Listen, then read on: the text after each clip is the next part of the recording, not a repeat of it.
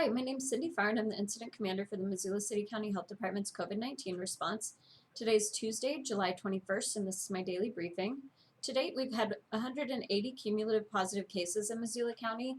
We had 19 new positive cases come in over the weekend, and 4 new cases come in since yesterday. 177 of those cases were identified by testing, and 3 were epi-linked. We've had 121 recoveries and 1 death, and 1 Missoula County resident is currently hospitalized. We currently have 58 active COVID-19 cases with more than 330 close contacts.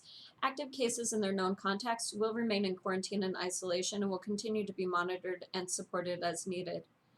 The state of Montana is reporting 2,712 cumulative COVID cases, which is up 97 cases since yesterday. There are now 1,179 active cases with 49 active hospitalizations across the state, and there have been 40 deaths to date related to COVID-19 in Montana. So first, I just want to say I hope you had a great weekend and that your week is off to a good start. This week, I continue serving in the incident commander role, and I'm also covering the health officer role so that Ellen Leahy, our health officer, can take a much-deserved rest. This is the first opportunity that Ellen's had to take a respite week since the beginning of our incident response in March. Respite time is time off that's available to all health department staff who are working the incident response. We try to rotate our staff out as we can, allowing staff the opportunity to step away from the response effort to rest and reset, ensuring that we can continue responding to COVID-19 in a sustainable manner moving into the future. Since I'm serving in the health officer role this week, I have additional leadership meetings and additional duties. While these duties precluded me from holding a briefing yesterday, I am happy to connect with you now and share some really important information about COVID in Missoula County. Today, I'd like to revisit the discrepancies between local and state reporting, which I've previously discussed at length, but I feel like I need to revisit it today in light of a significant discrepancy in reporting of active and recovered cases. Locally, we have the most accurate and current information regarding active cases, close contacts, and recovered cases. And this is because the local health department, our Missoula City County Health Department, is the first point of contact when there's a positive COVID-19 case. Yesterday in Missoula County, we locally reported 58 active cases, of which 19 were identified over the weekend. The state was reporting that Missoula County had 94 active cases and 164 cumulative total cases. These numbers were not an accurate reflection of COVID-19 in Missoula County. I'm just sharing this again because it's so important. We continue sharing up-to-date and accurate information in real time as we're able to. That information is posted on our website at missoula.co/cvirus. We continue working with the state as we have always done with infectious disease reporting and investigating, and we continue doing the best that we can in the place where we are with the data that we have. We do take ownership of these ongoing differences in the data at the local level and continue taking steps to ensure that we're maintaining efficient and effective communication, especially as it relates to infectious disease data. We can't speak to the state's discrepancies other than to note that there have been and there will continue being discrepancies in state and local reporting. This has more to do with the volume of cases at the local and state level, state and local staffing capacity, and the timing of the standardized processes for opening a case, investigating a case, tracing the close contacts, and then closing a case when the patient moves into recovery. Today, our local and state numbers are in closer alignment, although there is still some discrepancy. Locally, we have 58 active cases, 121 recoveries, and 1 death for a total of 180 cases to date. Next, I'd like to talk a little bit about the face covering mandates. Now that the state of Montana is under a face covering directive whereby people ages 5 and up residing in or visiting any county with 4 or more active cases need to wear face coverings to remain in compliance with Governor Bullock's directive. Locally in our own county, people ages 5 and up must wear a face covering when they're inside public settings, as well as some outdoor settings outlined in the governor's directive. Here, our face covering rule is not dependent upon the number of active cases in our county. The face covering rule remains in place until further notice.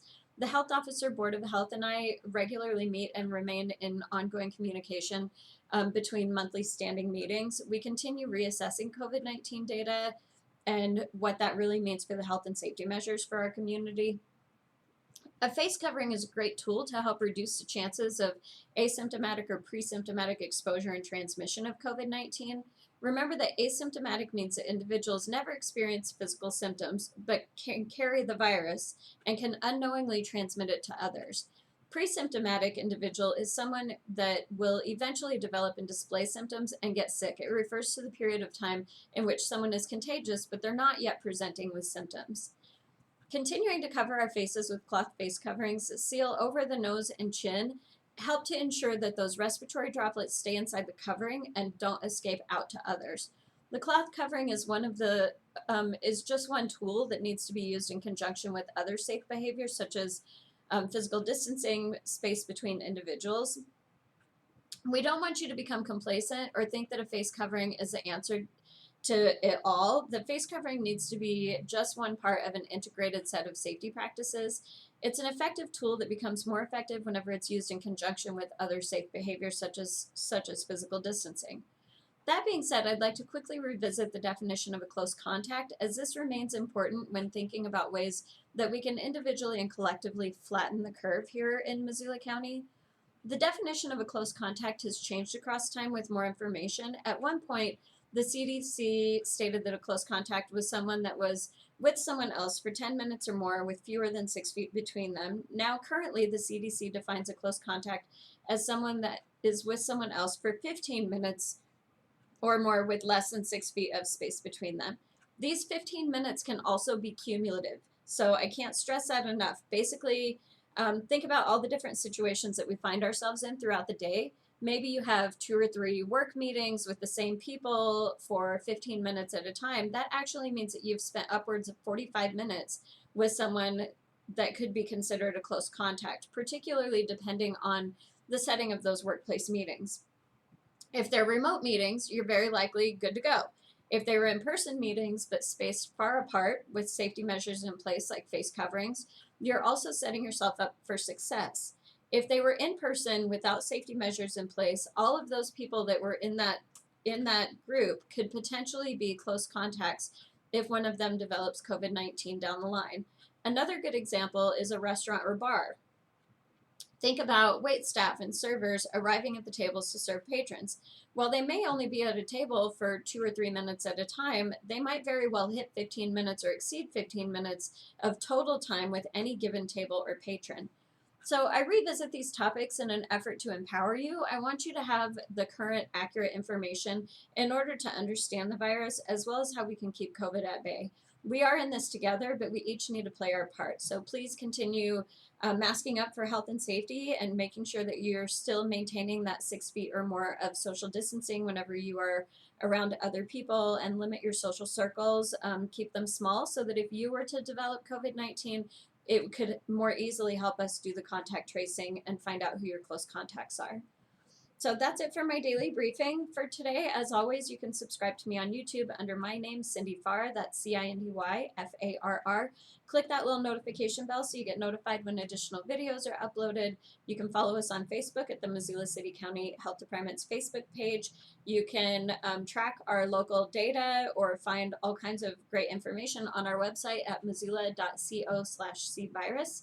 And you can call 258-INFO if you have questions about COVID-19 or if you would like to schedule a test for COVID-19 through our drive-through testing facility.